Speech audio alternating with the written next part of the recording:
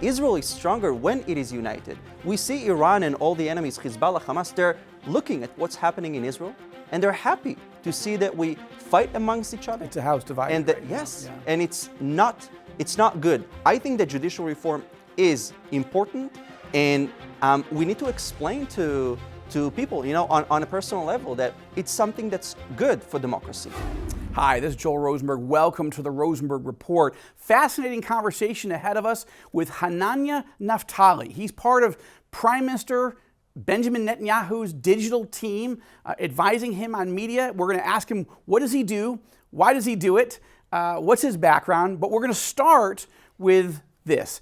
Hananya, first of all, welcome to the Rosenberg Report. Great to see you. Thank you for having me. We've been friends for a few years. You are in a very interesting place in the Netanyahu orbit at a very interesting time in Israeli history. And I got to start by saying, I want you to pass along my gratitude. I want to say thank you to the Prime Minister. He really moved fairly quickly, I would say very quickly, to tweet out at 4:43 p.m. last week on a Wednesday that he would never allow a law to pass that would harm the Christian community here in Israel or anywhere else. And there was a lot of concern. There was a bill that was introduced by two members of his coalition, very religious members, who were going to ban all conversations about Jesus, about Yeshua, the gospel here in Israel. And that really worried people, especially around the world, as Christians are like, wait, what? And Netanyahu has always been such a great friend of Christians.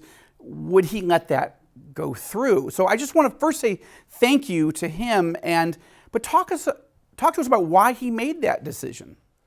Well, first of all, I have to say that it may not come as a shocker to people that Netanyahu has been a champion in advancing the Judeo-Christian alliance, because it is a natural alliance if you think about it. Christians and Jews uniting together for the sake of Israel, for the sake of keeping Jerusalem the capital of Israel, the eternal capital of Israel. City right here.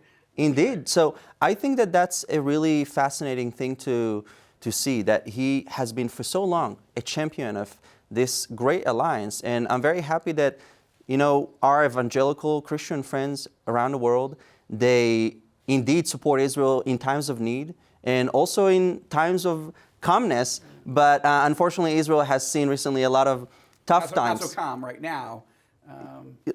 Some drama. This is an issue that broke through, with all the other noise that's going on here. We'll talk about that in a moment. But this really broke through and worried people, because you're right. Netanyahu has been on the forefront. I said that on last week's show. I've said that in all my All Israel News reporting. There's literally nobody in the Israeli political sphere that has been as consistent in building out and not just a friendship with Christians around the world, particularly evangelicals, but all Christians, but also have been building an alliance and seeing Christians as an alliance, even though there are theological differences. Obviously, Netanyahu doesn't see the life of Yeshua the same as I do. But that has not stopped him from building this alliance. Why does he see it as so important? I have to say, first of all, to our Christian brothers and sisters who are, maybe having some concerns or thoughts about whether supporting Israel may be tough during these times where there are rumors that Israel will cease to be a democracy, I say to them, supporting Israel is a mission. It's not I served in the Israeli army. I've been on several missions, and it's not always fun. But a mission is not merely a mission, it's a command from God. And I think that supporting Israel is also supporting Israel when things are tough and when things are easy. I don't think that, the way the mainstream media is portraying Israel with all this judicial reform has been, in my opinion, inaccurate. But I do think that supporting Israel should come at any unconditionally, because it's a mission that we all should keep in mind. I agree, and I want to get to judicial reform in just a moment, but I just want to ask one more time. I read Netanyahu's entire memoir. It was wonderful. We made it at the Book of the Month recommendation on All Israel News. I'm usually not that impressed with autobiographies by politicians. They're usually like blah, blah, blah. Netanyahu's was a page-turner. It was fascinating. And and he made 36 separate references to evangelical Christians in the book. Oh, you counted. I did, and we wrote about that because that is it's not the normal way that every political leader here thinks. So I just want to ask you one more time, why does he see this alliance with the Christian world so important to him and to the state of Israel and the Jewish people? I think because you just have to look back in history. Christians, for so long, have been the #1 supporters of Israel since its reestablishment, from saving Jews during the Holocaust, and nowadays to supporting the Israeli army of the Jewish state. So it's just a natural alliance, and I think that he sees that importance of nurturing and to make sure that this alliance is growing closer and stronger, because that's the only way. Well, this was a true test of it, and we're very, very grateful because he prioritized this amidst everything else that he was doing. Yes. All right. So let's go to the question you're talking about. This weekend there were some estimates there were 600,000 people on the streets all around the country. Certainly in Tel Aviv it was around 250,000 people protesting the judicial reform plan that the Prime Minister and his team are advancing. Now, there are people in the country, certainly in the opposition, who want him out anyway. So this is just one issue. But there are people on the center right, people that are supportive of the Prime Minister, who are nervous that that this could lead to the end of democracy. Why do people say it? Real quickly, I think the main thing is this override clause, in which, yes, any Supreme Court, any legislature needs to be able to have the people be able to say, no, that decision by the court was wrong, it was unfair, it was unjust, and a bunch of people in robes shouldn't be able to make every decision. Ultimately, the people get to decide. But when it's only 61 seats, which means one more than a majority here, that's what's got people nervous. Like, wait a minute, if it only takes one more seat than a majority to overturn a Supreme Court decision, then there is no Supreme Court, right? And so even now the Defense Minister, Gallant, who is a strong supporter of the Prime Minister, part of the government, not an opposition guy, he's saying, whoa, we need to slow it down a little bit, and we need to build a compromise so that there's national buy-in from as broad a population as possible. But yes, Christians around the world that are paying any attention at all, they are concerned. Give us a short answer to how does the Prime Minister want people to see it, and then we'll pick it up after the break. But I don't want to just go on and not give you a chance to talk in this segment. Speaking from my opinion, I think that, of course, judicial reform is crucial.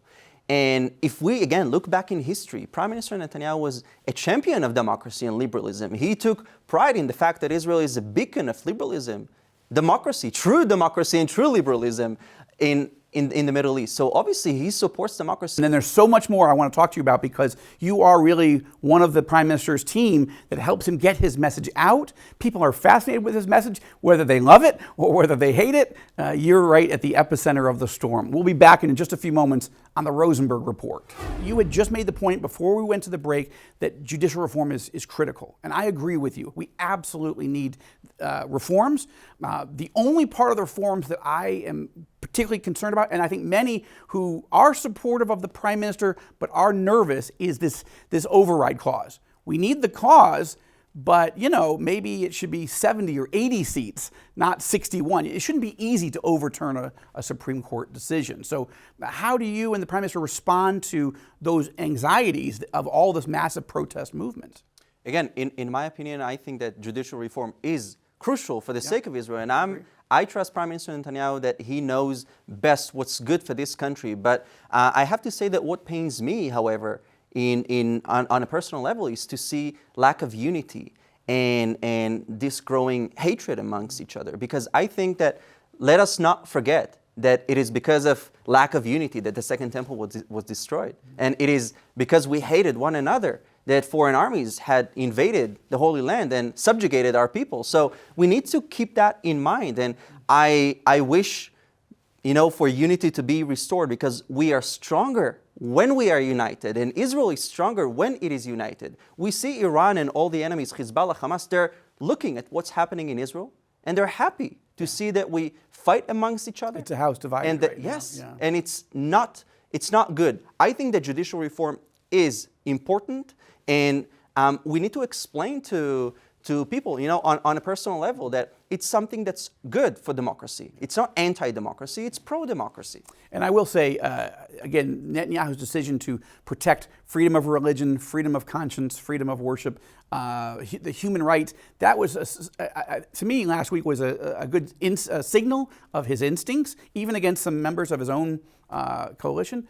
And I would say that his speech the other night saying, okay, maybe it doesn't have to be 61, let's work on a compromise. Those are good signals. So we'll keep praying and see how it turns out. Now, let's talk about you, because you're still fairly young, but God has put you in a very interesting position in that orbit around the Prime Minister. Give us a little bit of your background. Where do you come from here in Israel? Where did you serve in the army? And how did you end up getting hired by the Prime Minister of the country? Well, yeah, I have to say that's an interesting story. But I grew up in the Galilee and later in Samaria.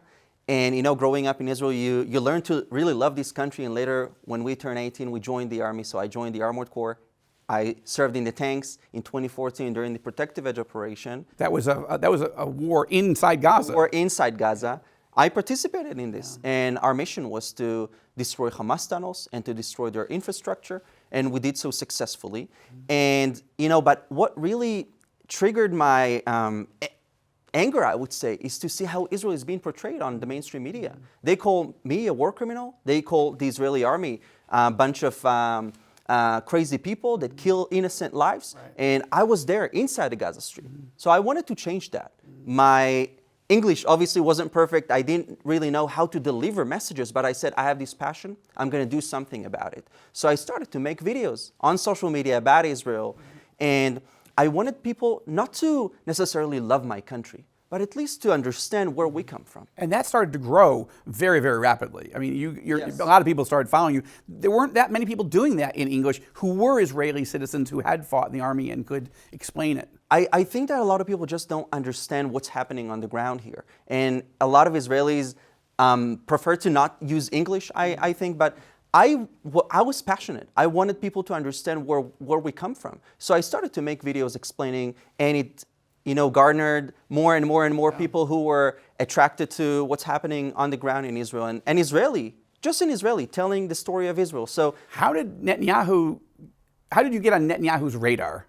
So I had around, I think, 300,000 followers, and I said, we call it the Israeli chutzpah. I said, you know what? I want to do an interview with the Prime Minister of Israel. Okay. Ask him how to defend Israel, because he was the UN ambassador of Israel. So years ago, 30 years ago. So in 2017, we arranged an interview. I contacted his advisors, and we made it happen. And later, I got an offer to join the team at the Prime Minister's office. And when I was 22 back then, you don't say no to such an offer. So to me, it was a big opportunity and a privilege to be able to serve the state of Israel.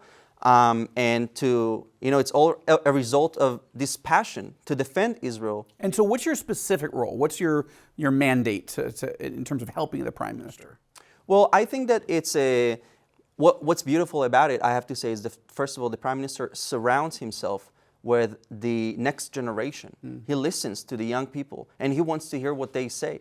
And I have to say that, I really appreciated this, to see a Prime Minister with so much experience and wisdom, listening to what people want to tell him. And so in the team, there are obviously many people who do great work, and from filming to editing videos to suggesting perhaps a topic. But I think the main point is that the Prime Minister doesn't need to be told what to do. He knows exactly what. He's got a pretty strong message. The question is, how does he get it out? And I think, but you've also developed over this time, then 5 years or so, a pretty close relationship. I mean, he and his wife came to your wedding. And gave you a toast. Like, you were gracious to invite my wife and me, and it was a beautiful wedding. And by the way, Mazel Tov and congratulations, B'chas all success. But it's not normal for the Prime Minister of Israel and his wife to take time out of their very intense schedules and come to a wedding. Why did he come to yours? I really appreciate that Sarah and Benjamin Netanyahu attended the wedding. I think that it was a really beautiful moment. And, because they're very busy. They both do great work for the sake of Israel in their own different ways. And I only know that I appreciated they came. And I think that the guests were also amazed that they showed up. And I think that it really shows that, he's There's trust. a leader who loves people. And there's a warmth there. I mean, again, he can't go to every single wedding of every single person that he knows, but but it was very, very touching. All right, when we come back, I want you to talk about what can Christians around the United States and around the world do to better use social media to defend Israel against just unbelievable attacks, not just by foreign terrorist organizations, but from the media as well. We'll talk about that next on the Rosenberg Report.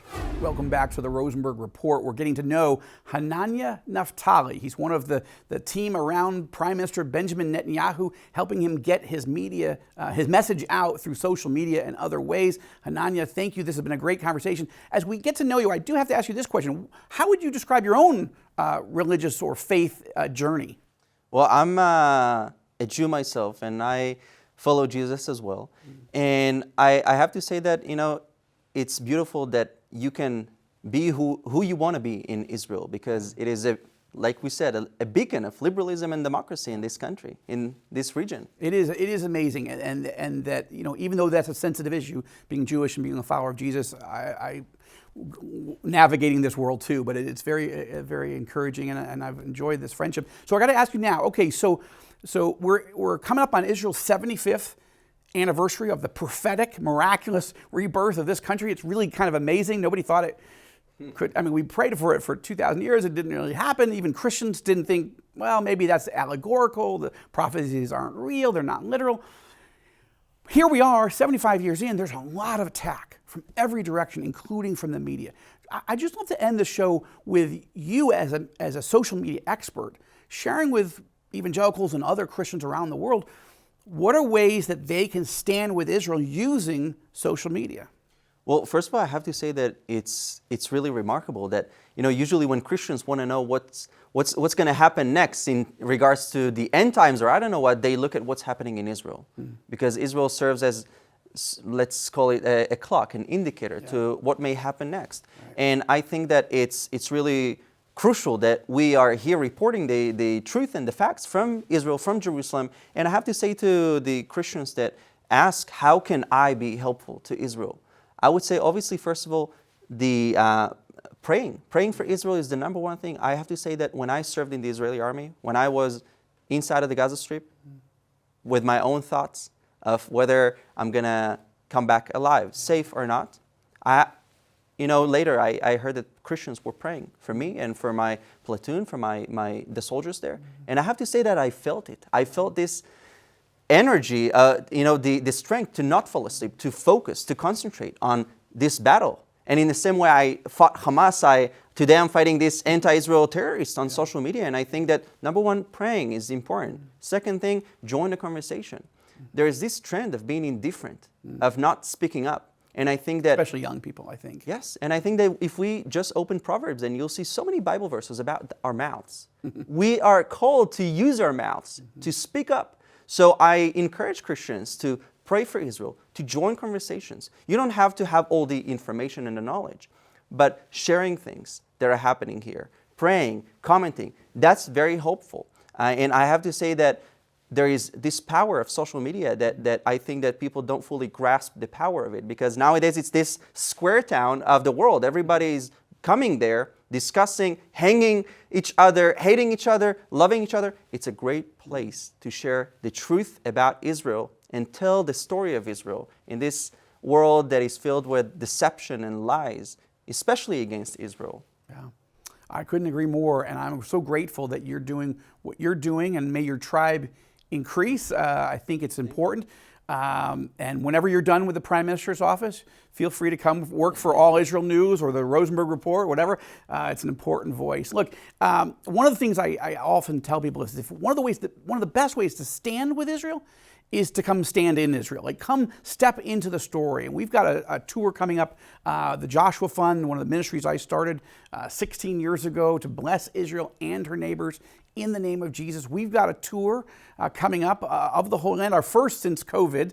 So it begins in late November and it'll go into early December. You can find all about it at All Israel News or at joshuafund.com. Again, joshuafund.com. What a great way, if you've never been here before, to come see the land, meet the people, walk where Jesus walked and where the apostles walked and prayed and taught, where Jesus did miracles. It's a great way, especially in this year, that's such a wonderful celebration of this miraculous revival, really a resurrection of the Jewish people 75 years ago. I also want to encourage people, make sure to check out our YouTube channel. I say that in the presence of a YouTube master here. Check that out. Make sure to go to rosenbergreport.tv. You can sign up for our weekly free email news updates. And that also is where you can find full episodes of the show. Hananya, again, thank you so much for making time out of your busy schedule. Please thank the Prime Minister for me and for evangelicals all over the world for standing with us and protecting our community against some who would not see human rights the same way. So thank you for that. Thank you for the opportunity. Oh, it's an honor. And I'll see you next week, Lord willing, right here on the Rosenberg Report.